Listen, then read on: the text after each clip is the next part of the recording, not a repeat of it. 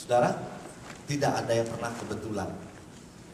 Semalam waktu saya mempersiapkan apa yang menjadi tuntunan Tuhan untuk sore hari ini, apa yang Tuhan mau sampaikan kepada setiap daripada kita, Tuhan memberikan satu, yang anak-anak yang mau dibaptis hari ini ikut aja, si JJ sama si Pam ikut aja.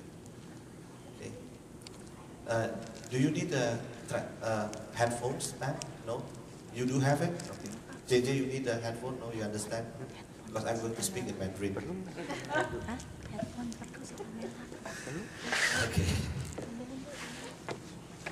You have it, right? The headphones? No? You need it? You need one? Okay. Ada Pak? Bentar ya saudara ya.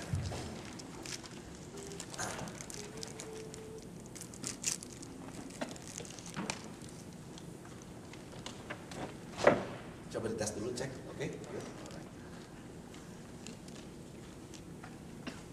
Kapan ya suatu hari translator itu nggak perlu ditranslate oleh orang lagi gitu, begitu speakernya ngomong bahasa Indonesia terus langsung translation in English itu mungkin bisa kali ya, udah ada ya dalam voice. Oh oke, tapi kata-kata atau voice? Voice ya, langsung very good one rasanya. Nah saudaraku, semalam waktu saya mempersiapkan apa yang Tuhan mau sampaikan buat setiap daripada kita, Tuhan memberikan satu firman yang saya sendiri waktu saya baca itu saya bertanya sama Tuhan. Benar saudara, saudara dengar baik-baik. Saya bertanya sama Tuhan, Tuhan, ini rasanya satu firman yang sudah sering kita dengar, saudaraku, ya. Sudah sering kita dengar. Terus saya semalaman saya bertanya terus sama Tuhan, Tuhan apa yang mau disampaikan dari apa yang Tuhan mau disampaikan gitu. Kemudian sampai tadi saudaraku, sampai tadi waktu Pak Albert tanya Pak Ferdi firmannya apa, terus begitu Pak Albert saya bilang oke, ambil dari Lukas, saya bilang gitu ya, ambil dari Lukas sekian sampai sekian sampai sekian. Saya belum dapat satu konfirmasi. Tuhan sudah bilang mau sampaikan tentang ini, cuman sebagai manusia saya masih berpikir apa yang Tuhan mau sampaikan, sebab ini satu firman yang kelihatannya mungkin saudara sudah tahu gitu ya. Sampai waktu worship leader waktu nulis ada di depan, dia sampaikan tentang satu kalimat saudaraku, tentang satu kalimat yang menurut saya tidak pernah kebetulan. Itu artinya namanya satu roh. Dengar baik-baik. Amin. Gereja yang dipimpin oleh Roh Kudus, itu saudara bisa melihat bagaimana benar-benar tuntunan Roh Kudus itu nyata di dalam segala hal. Dia tidak pernah bikin scattered, dia tidak pernah bikin antara satu dengan yang lainnya berbeda. No, dia bikin satu konfirmasi demi konfirmasi. Saya sama Bulis nggak pernah janjian ngomong mau lagu apa yang harus Bulis sampaikan di depan sini, sentence-nya nggak pernah. Tapi tadi dia ngomong seperti ini. Dia ngomong seperti ini. Saudara ingat tentang perumpamaan tentang anak yang hilang. Ada dua orang, seorang ayah punya dua anak dan ada anak yang hilang, lost ya. Dikatakan kita tidak pernah merasa bersyukur waktu kita ada di dalam rumah Bapa. Kita rasanya banyak komplain. Padahal anak yang hilang itu hilang, terus anak yang di dalam rumah itu komplain banyak, kenapa adiknya datang dengan udah hilang selama ini, terus dia dibikin pesta dan lain sebagainya. Nah itu yang Bulis sampaikan tadi, ingat gak saudara? Ingat gak waktu Bulis ngomong gitu? Itu satu hal yang menurut saya merupakan satu konfirmasi, karena memang Tuhan mau menyampaikan hal ini buat saudara. Pak Albert yang saya sampaikan tadi itu kan ya, saya tidak pernah ngomong, Bulis pernah lihat catatan saya di situ kan ya. Dengar baik-baik, tidak pernah kebetulan, katakan amin. Amin. Ini merupakan satu konfirmasi. Oleh karena itu yang saya mau sampaikan kepada saudara, hari ini kita dengarkan baik-baik, karena ini merupakan satu konfirmasi yang Tuhan mau kita dengarkan. Ada satu pesan Tuhan buat setiap daripada kita. Saudara, waktu saya siapkan, waktu Tuhan mempersiapkan untuk firman sore hari ini, bukan dari anak yang hilang. Itu it's a big part yang akan disampaikan. Tetapi waktu saya coba memperhatikan dan menanyakan kepada Roh Kudus apa sebenarnya yang perlu disampaikan, apa yang menjadi revelation, apa yang menjadi satu pewahyuan. Roh Kudus memberikan satu yang luar biasa yang membuat saya juga ternganga, saudara, terpesona tentang apa yang menjadi pekerjaan Roh Kudus. Saudara siap, ini a little bit like Bible study, cuman supaya saya minta saudara konsentrasi. Karena ini bukan sesuatu yang penting buat saudara dan buat saya, buat kita semua. Amin. Nah, saya kasih gambaran dulu kepada saudara mengenai cerita anak yang hilang. Saudara semua ingat kan di sini ada seorang bapak punya dua anak yang hilang, ingat ya? Nah, kemudian bapak yang anak yang muda anak yang lebih muda, dia minta bagian daripada papanya. Dia bilang, bagikan harta milikku, bagian milikku. Kemudian anak ini setelah itu pergi, saudara kasih Tuhan, ya. Anak ini pergi, mengfoya-foyakan dan menghabiskan semua hartanya, ya. Nah, kemudian di negeri dia pergi, ditimpa kelaparan. Nah, pada waktu ditimpa kelaparan, anak ini tidak bisa kerja apa-apa lagi, dia sudah tidak punya uang. Dia kerja dengan orang yang mengurus babi, saudaraku. Saking dia kerja, saking miskinnya daerah itu kena kelaparan, dia pun mesti makan makanan babi, saudara kasih Tuhan. Singkat cerita, dia mengingat, di rumah bapakku, hamba-hambanya aja, pelayan-pelayannya aja, itu hidup berkelimpahan, punya makanan. Di sini aku harus makan dengan makanan babi. Ingat saudara ya? Nah, kemudian oleh karena itu dia memutuskan untuk kembali. Ya, dia berpikir untuk kembali ke rumah bapaknya. Dan dia bukan cuma untuk berpikir dia kembali, tetapi dia memutuskan, dia mengambil tindakan untuk kembali. Ya, kemudian saudara tahu ceritanya pada waktu dia kembali, masih dari jauh bapaknya sudah melihat dia dan bapaknya berlari menyambut dia, saudara kasih Tuhan. Kemudian setelah menyambut dia, bapaknya ini memberikan kepadanya, panggil pelayannya, kasih dia jubah yang terbaik, kasih dia cincin, pakaikan dia sepatu, pakaikan dia sendal di kakinya. Nah, kemudian diadakan satu pesta pora sukacita, ya. Kemudian saudara kasih Tuhan, kakaknya si sulung saudara kasih Tuhan pulang ke rumah itu. Tidak masuk, dari luar dia lihat ada apa di dalam rumah ini. Wah, ada rame-rame, ada pesta pora saudara. Kemudian si sulung dia panggil hamba, seorang servantnya. Dia tanya, ada apa rame-rame? Oh, adikmu yang bungsu telah kembali, ya. Adikmu yang bungsu telah kembali, jadi papamu bikin pesta pora. Nah, dia dengar seperti itu, panas dia, suruh adik gua balik, ya. Ngapain dia udah pesta? Ngapain dia balik terus papa bikin pesta pora? Dia nggak mau masuk ke dalam rumah. Perhatikan ya saudara, setiap every little detail saudara mesti perhatikan, karena ini nanti menggambarkan saudara dan saya, ya. Every single dia nggak mau masuk, saudara. Sampai papanya keluar, saudara. Bapaknya keluar terus bilang, kenapa kamu? Bapak, aku udah kerja sama bapak bertahun-tahun, nggak pernah tuh dipotongin lembu, ya. Nggak pernah tuh dibikinin sate babi, ya, udah gak pernah dibikinin oxtail gitu ya. Ini adikku baru pulang aja dari foya-foya, dia hidup sama pelacur, dia sama habisin duitnya, pulang dipotongin lembu yang paling enak, dibikinin short rib, dibikinin tibon, dibikinin segala macam. Papa macam mana dia? Dan itu dia papanya bilang gini, anakku, dia bilang gitu, kamu harus bersuka cita karena kamu adikmu yang telah mati hilang kembali, ya. Dan kamu tahu nggak, kamu tuh di rumah papa semua milikmu itu milik kamu, semua milik papa itu milik kamu. Kamu harusnya bersuka cita. Ceritanya gitu, saudara ingat ya? What kind of story is that? Cerita seperti apa itu, saudara? Cerita yang membosankan.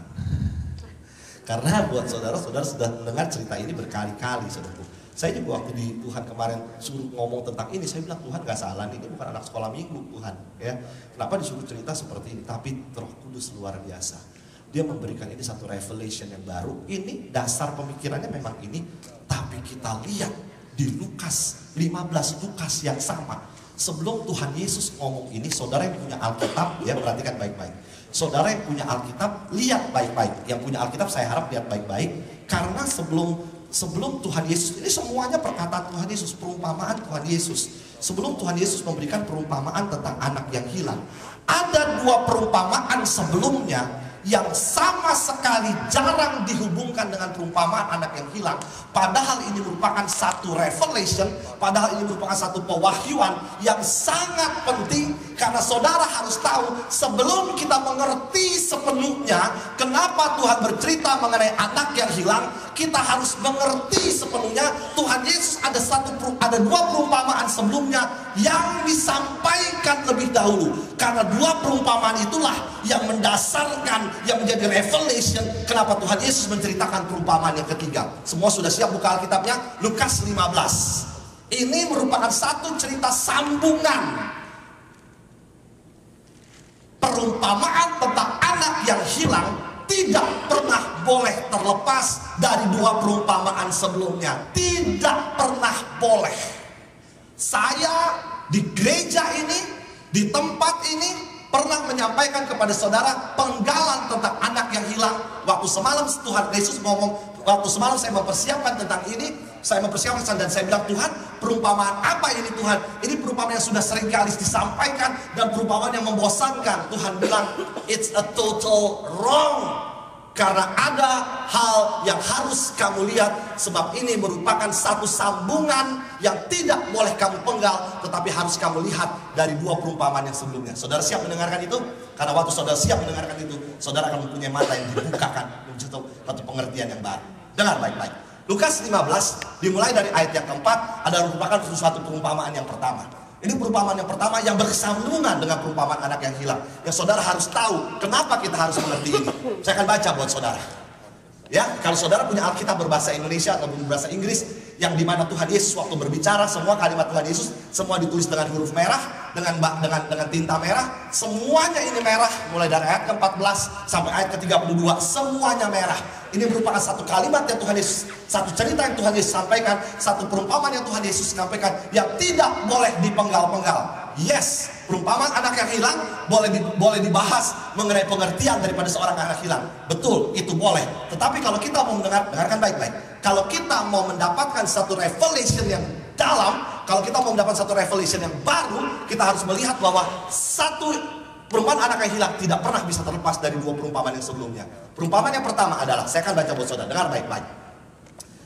Siapakah di antara kamu yang mempunyai 100 ekor domba, dan jikalau ia kehilangan seekor di antaranya, tidak meninggalkan yang 99 ekor di padang gurun, dan pergi mencari yang sehat, pergi 99 yang sesat itu sampai ia menemukannya. Dan kalau ia telah menemukannya, ia meletakkannya di atas bahunya dengan gembira. Dan setibanya di rumah, ia memanggil sahabat-sahabatnya dan tetangga-tetangganya, serta berkata kepada mereka, bersukacitalah bersama-sama dengan aku, sebab dombaku yang hilang telah kutemukan. Aku berkata kepadamu, demikian juga ada sukacita di sorga, karena satu orang berdosa yang bertobat, lebih daripada sukacita karena 99 orang benar yang tidak memerlukan pertobatan. Sekarang saudara perhatikan baik-baik. Saudara pernah mendengar perumpamaan ini?